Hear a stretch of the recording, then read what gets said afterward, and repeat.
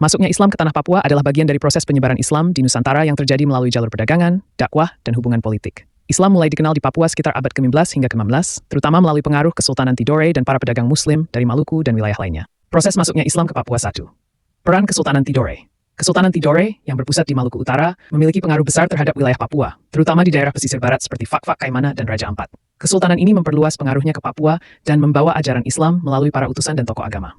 2. Penyebaran melalui perdagangan. Para pedagang Muslim dari Maluku, Sulawesi, dan Jawa sering berlayar ke Papua untuk berdagang dengan penduduk setempat. Mereka tidak hanya membawa barang dagangan seperti kain, besi, dan rempah-rempah, tetapi juga menyebarkan ajaran Islam kepada masyarakat pesisir.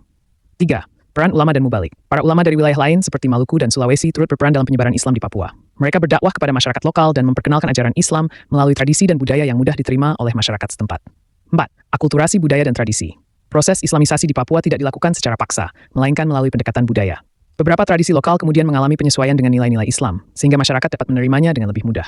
Wilayah-wilayah Islam di Papua. Beberapa daerah di Papua yang memiliki sejarah Islam yang kuat, antara lain Fak-Fak, dikenal sebagai salah satu pusat awal Islam di Papua.